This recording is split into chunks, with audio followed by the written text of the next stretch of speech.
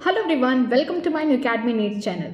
आई hope आपकी study बहुत अच्छी चल रही होगी। बोर्ड्स के एग्जाम बहुत ही पास आ चुके हैं। ठीक है, मैं इस वीडियो में आपको समझाऊंगी किस तरीके से आपने अगर आप फिजिक्स का पूरा तरीके से पढ़ लिया तो कुछ ऐसे इंपॉर्टेंट चैप्टर्स हैं और उनके टॉपिक्स हैं। मैं हर चैप्टर को लेके आई हूँ, साथ में इंपॉर्टेंट टॉपिक्स को लेके आई हूँ जिसको आपको 100% करना है और कम से कम 5 क्वेश्चन अभी से ही फिर से दोबारा से क्या करिए, रिवाइज कर लीजिए या फिर सॉल्व कर लीजिए, क्योंकि इन टॉपिक से ज़रूर क्वेश्चन आएंगे बोर्ड्स में।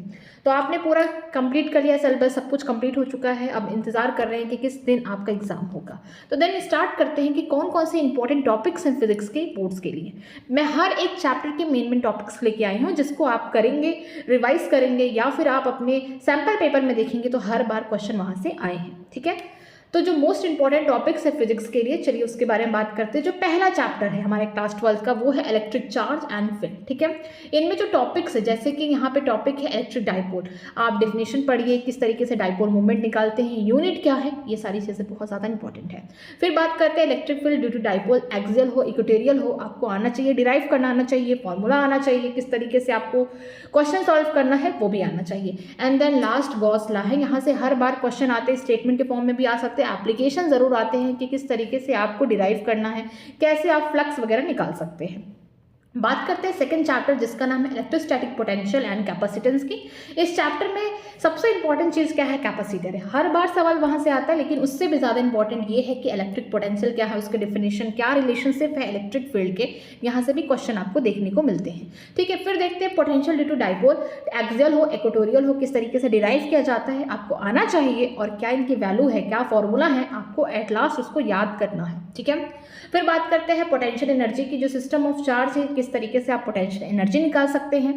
इलेक्ट्रोस्टैटिक कंडक्टर के बारे में आप उनके प्रॉपर्टीज के बारे में देखिए, क्योंकि वो एमसीक्यू में तो आ ही सकते हैं 1 मार्क्स में। ठीक है, फिर पैरेलल प्लेट कैपेसिटर की बात करते हैं, किस तरीके से इसका कंस्ट्रक्शन होता है, इसका काम क्या है। ठीक है, इसको वर्किंग आपको आना चाहिए, इसके एप्लीकेशन आने चाहिए, इसके फॉर्मूला आपको एट लास्ट आने चाहिए। ठीक है, फिर सबसे इंपॉर्टेंट ये है कि डाइलेक्ट्रिक इफेक्ट। जो डाइलेक्ट्रिक इफेक्ट है ये बहुत इंपॉर्टेंट है कि किसी कैपेसिटर के बीच में आपने डाइलेक्ट्रिक डाल दिया तो क्या इफेक्ट देखने को मिलेगा कैपेसिटेंस में, तो ये बहुत इंपॉर्टेंट है। फिर आपको कॉम्बिनेशन ऑफ कैपेसिटर आना चाहिए, चाहे वो सीरीज हो पैरेलल हो, उस पर न्यूमेरिकल हर बार आते हैं। देन एनर्जी स्टोर किस तरीके से है किसी कैपेसिटर में, वो आना चाहिए। ठीक है, एनर्जी डेंसिटी का फॉर्मूला आना चाहिए, जैसे U = होता है half of sine not E²। ठीक है, तो क्वेश्चन आ सकते हैं। नेक्स्ट बात करते हैं करंट इलेक्ट्रिसिटी, जो कि बहुत ही अच्छा वेटेज देता है ये चैप्टर, जिसमें आपको ओम्स लॉ आना चाहिए, B = IR।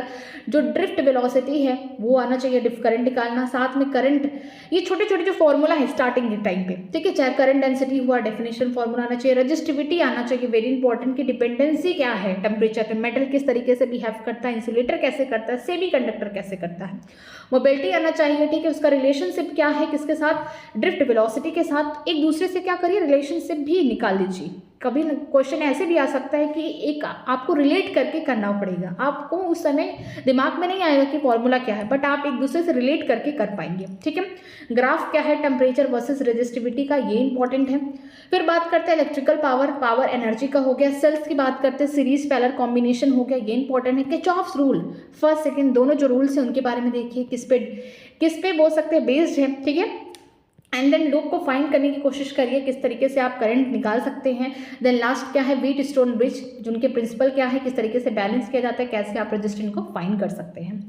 फोर्थ चैप्टर आपका है मूविंग चार्ज एंड मैग्नेटिज्म, जिसमें आपको motion of the magnetic field की बात करते हैं तो रेडियस आना चाहिए, टाइम पीरियड, पिच, ठीक है, वेलोसिटी, क्या रिलेशनशिप है, इसको आप डिराइव करिए। देन बायो-सेवर्ट लॉ की बात करते हैं, magnetic field due to the current, किस तरीके से आपको मैग्नेटिक फील्ड देखने को मिलता है एक सिंगल से या छोटे से बोल सकते हैं करंट एलिमेंट में डीएल पे, तो आपको ये सब करने आना चाहिए। एम्पीयर, हम बोल सकते हैं एम्पीयर सर्किटल लॉ में आपको सर्किट के बारे में आना चाहिए, फिर आपको सर्कुलर लूप के बारे में आना चाहिए, फील्ड क्या है एक्सिस पे। ठीक है, अगर आपने अच्छे से इलेक्ट्रोस्टैट पढ़ा है तो देन आपको जो मैग्नेटिज्म वाले जो यूनिट हैं, जो चैप्टर्स हैं, उसको कहीं ना कहीं आप रिलेट कर सकते हैं। तो आप इलेक्ट्रोस्टैट को बहुत अच्छे से पढ़िए, ताकि जो भी आप मूविंग चार्ज मैग्नेटिज्म में पढ़ेंगे, जैसे कि यहाँ पे एम्पीयर सर्किटल लॉ हो गया, सर्कुलर लूप हो गया, ठीक है, इससे क्या करेंगे आप रिलेट कर सकेंगे। फिर बात करते हैं पैरेलल करंट में, तो हर बार क्वेश्चन यहाँ से आता है कि किस तरीके से दो पैरेलल करंट है, कोई सेम डायरेक्शन में है या फिर बोल सकते हैं एंटी पैरेलल है तो यहाँ पे क्या देखने को मिलेगा इफेक्ट। फिर बोल सकते हैं गैल्वेनोमीटर, ठीक है, मूविंग कॉइल गैल्वेनोमीटर भी इंपॉर्टेंट है। बात करते हैं मैग्नेटिज्म एंड मैटर की, जो मैग्नेटिक फील्ड लाइन है उनका रिप्रेजेंटेशन कैसा होता है ये पूछ सकता है आपको। मैग्नेटिक डाइपोल पूछ सकता है। बस आपको क्या करना है, रिलेट करना है इलेक्ट्रोस्टैटिक से। गॉस लॉ क्या है मैग्नेटिज्म के लिए, मैग्नेटाइजेशन क्या है, मैग्नेटिक इंटेंसिटी पूछ सकता है। जो मैग्नेटिक मटेरियल है जैसे कि डायमैग्नेटिक हो गया, पैरामैग्नेटिक हो गया, फेरोमैग्नेटिक हो गया, इनके ऊपर इफेक्ट क्या देखने को मिलते हैं, ठीक है। आगे देखते हैं EMI, जिसका नाम है इलेक्ट्रोमैग्नेटिक इंडक्शन, ठीक है। इसमें आपको फराडे लॉ आना चाहिए कि किस तरीके से आप EMF निकाल सकते हैं। EMF इक्वल टू होता है माइनस, यहाँ पे क्या होता है, माइनस का मतलब अपोजिट डायरेक्शन में हो रहा है। यहाँ पे क्या हो गया, नंबर ऑफ टर्न d∅dt होता है, जो कि इंड्यूस EMF होता है, ठीक है। फिर बात करते हैं मोशन EMF के बारे में बात करेंगे, उसको करेंगे। सेल्फ इंडक्शन, म्यूचुअल इंडक्शन, इन दोनों में से कोई एक जरूर आएगा, ठीक है। AC जनरेटर के बारे में देखिए, प्रिंसिपल क्या है, उनका फंक्शन क्या है, उसको जरूर करिए। फिर बात करते हैं अल्टरनेटिंग करंट के बारे में। AC वेरी इंपॉर्टेंट है और बहुत इजी भी है। जो AC है इसमें रजिस्टर के बारे में देखिए, RMS वैल्यू क्या है, पीक वैल्यू क्या है। जैसे RMS वोल्टेज के लिए क्या होता है, VRMS इक्वल टू होता है V/√2, ठीक है, तो इससे आप निकाल सकते हैं। फिर AC में इंडक्टर कैसे होता है, XL इक्वल टू होता है ω/L, इसको आप देख सकते हैं। फिर AC इन कैपेसिटर देख सकते हैं इस तरीके से। LCR सर्किट बहुत इंपॉर्टेंट है, यहाँ से क्वेश्चन आ सकता है न्यूमेरिकल फॉर्म में। रेजोनेंस क्या होता है, जब यहाँ पे XL बराबर क्या हो जाएगा, यहाँ पे बोल सकते हैं XC, ठीक है, तो आप इसको देख सकते हैं। फिर आपको देखना है पावर फैक्टर क्या होता है, पावर किस तरीके से AC सर्किट में काम करता है। ट्रांसफार्मर देखना है, एडी करंट को आप देख सकते हैं क्योंकि इसका थ्योरी फॉर्म में आ सकता है क्वेश्चन, ठीक है। ट्रांसफार्मर का आपको देखना है प्रिंसिपल, किस तरीके से डेरिवेशन हुआ, किस तरीके से आपको न्यूमेरिकल करना है, क्वेश्चन आ सकता है इस पर। फिर आपको हिस्टैरिसीस कर्व है, ठीक है, ट्रांसफार्मर में, इसको भी देख सकते हैं। आगे देखते हैं इलेक्ट्रोमैग्नेटिक वेव के बारे में बात करते हैं। छोटा सा चैप्टर है, ठीक है, 1 से 2 सवाल आते होंगे। सबसे पहले आपको डिस्प्लेसमेंट करंट निकालने आना चाहिए, ठीक है। फिर नेचर क्या है EM वेव का, उसको आना चाहिए, ठीक है। साथ में रिलेशन आना चाहिए, यहाँ पे बोल सकते हैं मैग्नेटिक फील्ड हो गया, इलेक्ट्रिक फील्ड हो गया, और यहाँ पे हमारे वेलोसिटी है किसकी, लाइट की, उनके साथ रिलेशनशिप आना चाहिए। साथ में जो ये C=1/μ बोल सकते हैं अपसायन, ये वाला आपको रिलेशनशिप आना चाहिए। फिर EM स्पेक्ट्रम क्या है, फ्रीक्वेंसी किस तरीके से निकाल सकते हैं, वेवलेंथ कैसे निकाल सकते हैं, इनके यूजेस थोड़ा देख लीजिएगा NCERT पर्पज से, ठीक है। बात करते हैं ray optics and optical instrument, ये बहुत ही अच्छा इंपॉर्टेंट चैप्टर है। आपको मिरर फॉर्मूला आना चाहिए। साइन कन्वेंशन का बहुत इंपॉर्टेंट ध्यान रखना पड़ेगा कि माइनस कब है, प्लस कब है, क्योंकि क्वेश्चन न्यूमेरिकल अगर आएंगे तो आप इनमें कहीं ना कहीं अगर यहाँ पे थोड़ी सी गलती की है तो आपका पूरा खराब हो जाएगा। लेंस फॉर्मूला आना चाहिए मैग्निफिकेशन का, ठीक है। रिफ्रैक्शन स्नेल आना चाहिए, TIR आना चाहिए, टोटल इंटरनल रिफ्रैक्शन आना चाहिए। स्पेरिकल सरफेस की बात करते हैं, रिफ्रैक्शन हो गया, power of lenses, thin lenses को अगर एक साथ रख दिया जाए कंबाइंड फॉर्म में तो किस तरीके से आप पार वगैरह निकाल सकते हैं, ठीक है। प्रिज्म आना चाहिए क्योंकि प्रिज्म से हर बार क्वेश्चन आते हैं। माइक्रोस्कोप या टेलीस्कोप में से कोई एक आएगा, ठीक है, तो इसको आप अच्छे से डिराइव कर लीजिएगा फॉर्मूला, किस तरीके से इसका इस्तेमाल करना है, न्यूमेरिकल सॉल्व कर लीजिएगा तो कोई एक इस पर आएगा। बात करते हैं वेव ऑप्टिक्स में, तो यहाँ पे सबसे इंपॉर्टेंट डिफरेंस है, इनका डेफिनेशन आना चाहिए। डिफ्रैक्शन क्या होता है, बोल सकते हैं हाइगन्स प्रिंसिपल में वेव फ्रंट रिफ्रैक्शन क्या होता है। जो प्लेन वेव है उनमें इंटरफेरेंस किस तरीके से देखने को मिलते हैं। यंग मॉडल्स बहुत ही ज़्यादा इंपॉर्टेंट है, इंटरफेरेंस पे यहाँ पे क्वेश्चन आ सकते हैं, जो डबल स्लिट यंग मॉडल्स हैं, ठीक है। पोलराइजेशन में चाहे मैलिस या फिर बोल सकते हैं वेस्टर आ सकता है, ठीक है। नेक्स्ट बात करते हैं मॉडर्न फिजिक्स की। यहाँ पे पहला जो चैप्टर है dual nature of radiation matter. अगर आपने अच्छे से केमिस्ट्री में पढ़ा होगा स्ट्रक्चर ऑफ एटम, ठीक है, क्लास 11th में, तो कहीं ना कहीं आप इसको रिलेट कर सकते हैं। बात करते हैं फोटो इलेक्ट्रिक इफेक्ट, जो कि बहुत इंपॉर्टेंट है, ग्राफ भी पूछ सकता है या फिर न्यूमेरिकल आ सकता है इस पर, ठीक है।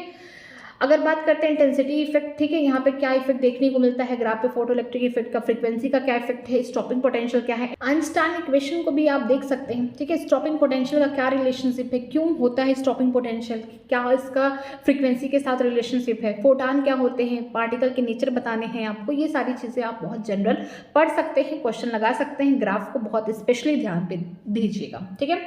देन बात करते हैं ड्रीव ब्रोगली, ठीक है। ड्रीव ब्रोगली का बहुत इंपॉर्टेंट है, यहाँ पे लैम्डा इक्वल टू होता है H/P, इस रिलेशनशिप से आपको क्वेश्चन आ सकते हैं। बट याद रखिएगा इलेक्ट्रॉन, प्रोटॉन का, न्यूट्रॉन का, सबका अलग अलग होता है, फोटॉन के लिए अलग होता है, ठीक है। यहाँ पे हम बोल सकते हैं फोटॉन पर सेकेंड, कितने टाइम में फोटॉन इमिट हो रहे हैं, तो यहाँ पे आपको क्या करना है, पावर को डिवाइड कर देना है किसके साथ, एनर्जी के साथ, तो यहाँ पे न्यूमेरिकल के फॉर्म में क्वेश्चन आ सकते हैं, ठीक है। देन बात करते हैं एटम के बारे में, रदरफोर्ड मॉडल देख लीजिएगा, यहाँ पे इलेक्ट्रिक ऑर्बिट है, potential energy, kinetic energy, total energy के बीच में रिलेशनशिप देख लीजिएगा। एटॉमिक स्पेक्ट्रा की बात करते हैं, लाइन स्पेक्ट्रा हो गया। बोर्स मॉडल वेरी इंपॉर्टेंट है, क्या क्या बोला गया है बोर्स मॉडल में उसको पढ़िएगा। हाइड्रोजन एटम के बारे में जो कुछ बताया गया उसको पढ़िएगा। न्यूमेरिकल जरूर देख लीजिएगा, रेडियस कैसे निकालना है, एनर्जी कैसे निकालना है, वेलोसिटी कैसे निकालना है, टाइम पीरियड कैसे निकालना है, सारी चीज़ें आपको ध्यान में रख के जाना है। फिर बात करते हैं न्यूक्लियाई की, तो न्यूक्लियाई का साइज इंपॉर्टेंट है, यहाँ पे स्ट्रक्चर, क्योंकि ये एमसीक्यू के फॉर्म में आ सकता है मे बी, ठीक है। यहाँ पे फिर न्यूक्लियर रेडियस क्या है, उसका रिलेशनशिप क्या है। फिर मास एनर्जी, यहाँ पे बोल सकते हैं मास एनर्जी जो रिलेशनशिप है आइंस्टाइन के द्वारा दिया गया है, ये जरूर इसको सॉल्व करिएगा, ठीक है। बाइंडिंग एनर्जी और न्यूक्लियर फोर्स से मिला जुला के क्वेश्चन आएगा। रेडियो एक्टिविटी वाला पार्ट आई थिंक कट चुका है, बट इसको भी एक बार थोड़ा सा देख लीजिएगा। न्यूक्लियर एनर्जी, फ्यूजन और फ्यूजन में आपको इक्वेशन देखने को मिल सकता है, कौन सा फ्यूजन है कौन सा फ्यूजन है, ये बहुत इंपॉर्टेंट है, ठीक है। लास्ट चैप्टर जो हमारा है सेमी कंडक्टर इलेक्ट्रॉनिक, ठीक है। मटेरियल कैसा है, कंडक्टर का क्या बिहेवियर है, इंसुलेटर कैसा है, सेमी कंडक्टर कैसे होते हैं, इनके अलग अलग बिहेवियर के बारे में देखिएगा, इनके जो वैलेंस बैंड है उसके बारे में पढ़िएगा, ठीक है। एक्सट्रिंसिक सेमीकंडक्टर, पी टाइप कैसे होते हैं, एन टाइप कैसे होते हैं, जब आप इसमें डोपिंग कर देते हैं, पीएन जंक्शन वगैरह बनाते हैं, वो किस तरीके से काम करता है, ठीक है। यहाँ पे डायोड क्या होते हैं, फॉरवर्ड हो गया, रिवर्स बाइसेप, ये बहुत ही ज़्यादा इंपॉर्टेंट है। फिर आपको बीआई कर्व देखना है पीएन जंक्शन डायोड का। देन लास्ट क्या है, लॉजिक गेट, इससे एक क्वेश्चन जरूर आएंगे। तो आपको ओवरऑल कहीं ना कहीं हर चैप्टर को पढ़ना है, बट हर चैप्टर में आपको पढ़ते समय इस पीडीएफ को अपने पास रखना है, जिससे आपको ये पता चल सके कि आपने इस टॉपिक्स को कवर किया है कि नहीं। क्योंकि आपने चैप्टर पढ़ा है, बट आपको कहीं ना कहीं कंफ्यूजन होगा कि कौन सा ज़्यादा चैप्टर इंपॉर्टेंट है, कौन सी टॉपिक इंपॉर्टेंट है। कभी कभी हम इस टॉपिक पे भी ज़्यादा ध्यान दे देते जो एग्जाम में आता ही नहीं है। तो जब भी आप पढ़ाई करिए, साथ में इस पीडीएफ को मेरे लेके बैठिए और उन टॉपिक्स को यहाँ पे टिक करिए जो आपने पढ़ रखा है। इससे क्या होगा, आपका रिविजन हो जाएगा और जो जो टॉपिक्स मैंने आपको बताया है ये भी क्या हो जाएगा, पूरी तरीके से कंप्लीट हो जाएगा, ठीक है। इसी तरीके से आप अपनी प्रिपरेशन करते रहिए। कोई भी गाइडेंस और चाहिए तो आप मुझसे कमेंट सेक्शन में पूछ सकते हैं, मैं उसका रिप्लाई करूंगी। बाकी इसी तरीके से मैं आपके लिए केमिस्ट्री एंड बायोलॉजी के लिए भी इंपॉर्टेंट चैप्टर के, हर चैप्टर के इंपॉर्टेंट टॉपिक्स बता दूंगी जो कि बोर्ड्स के लिए बहुत ही ज़्यादा इंपॉर्टेंट है। बाकी आप पढ़ाई करते रहिए। All the very best. Thank you so much.